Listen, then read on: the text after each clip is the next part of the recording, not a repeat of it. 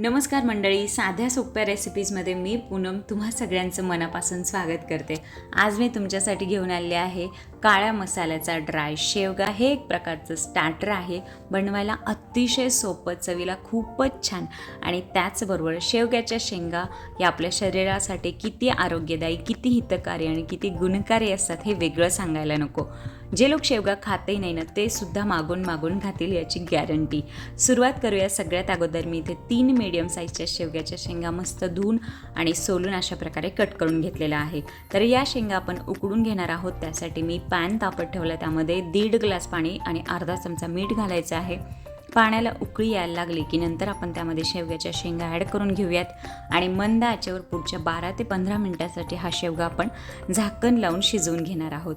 शेवगा शिजला की नंतर आपण साधारणतः 90% शेवगा शिजवून घ्या आणि नंतर त्यामध्ये आपण पाव चमचा हळद घालणार आहोत आणि हळद घालून मिक्स करायचं आहे आणि झाकण लावून गॅसची फ्लेम बंद करून हा शेवगा कढईमध्ये तसाच पड्या शिजेल, जो थोडाफार बाकी शिजायचा तो।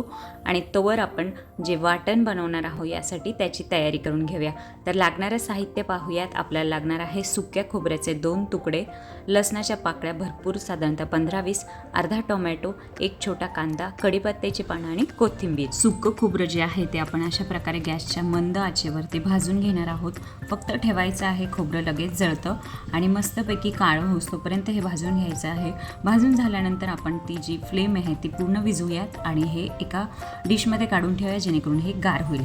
खोबरं गार होतंय तोपर्यंत आपण कढई तापत ठेवली। कढईमध्ये अर्धा चमचा तेल घालून घेते आणि या तेलामध्ये आपण लसूण, रफली कट केलेला कांदा आणि टोमॅटो आणि त्याचबरोबर कढीपत्त्याची पानं हे 5 मिनिटासाठी आपल्याला हाय फ्लेमवर परतून घ्यायचं आहे। हाय फ्लेमवर यासाठी परतायचं आहे जेणेकरून खोबऱ्यामुळे जो स्मोकी फ्लेवर येईलच शेवग्याला, पण त्याचबरोबर तो स्मोकी फ्लेवर इन्हान्स होण्यासाठी या भाज्यासुद्धा आपण अशाच हाय फ्लेमवर परतून घेणार आहोत।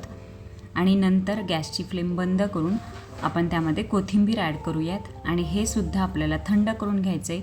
तर हे कांदा टोमॅटो वगैरे थंड होतं आहे तोवर आपण जे जाळून घेतलं खोबरं आहे ते मिक्सरला वाटून घेऊयात। खोबरं छान जळालं की पटकन वाटलं जातं, पण थोडंसं जर कच्चं असेल तर थोडे थोडे तुकडे राहतात, तर तेवढे तुकडे मग तुम्ही बाजूला काढून घ्या।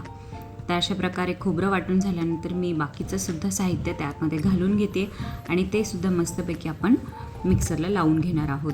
तर आपलं हे काळ्या मसाल्याचं वाटण तयार झालेलं आहे।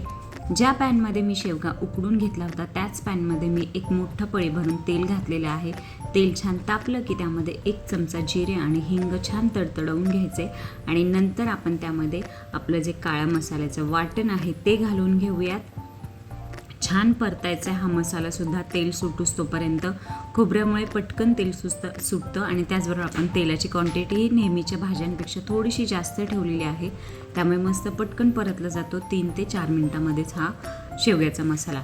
नंतर आपण त्यामध्ये पाव चमचा हळद, 1 चमचा धने पावडर, अर्धा चमचा लाल मिरचीची पावडर घालते। मी इथे काश्मीरी लाल मिरची वापरते आणि त्यानंतर मी ह्याच्यामध्ये 2 हिरव्या मिरच्यांची पेस्ट घालणार आहे। तुम्ही जेव्हा वाटण बनवता त्यावेळेसच 2 मिरच्या घातल्या तरीसुद्धा चालेल, मी आत्ता ॲड करते। त्यानंतर अर्धा चमचा घरचा काळा मसाला मी ह्याच्यामध्ये ॲड करते आणि 2 चमचे सुहाना अंबारी यांचा संडे स्पेशल मसाला मी ह्याच्यामध्ये ॲड करते। चवीपुरतं मीठ घालून घेऊयात। काळा मसाला जो मी ॲड केला आहे तो ऑप्शनली, नसेल तुमच्याकडे तर नका घालू, किंवा तुमचा जो घरगुती मसाला असेल, कांदा लसूण मसाला किंवा कोणताही मसाला, तो तुम्ही साधारणतः अर्धा चमचा ॲड करा। सगळं मस्तपैकी परतून घेतलं की आपण जो शेवगा उकडून घेतला होता त्याचं मी पाणी बाजूला ठेवलेलं आहे, त्याचा मी सूपमध्ये किंवा वरणामध्ये किंवा सांबारमध्ये वापर करणार आहे।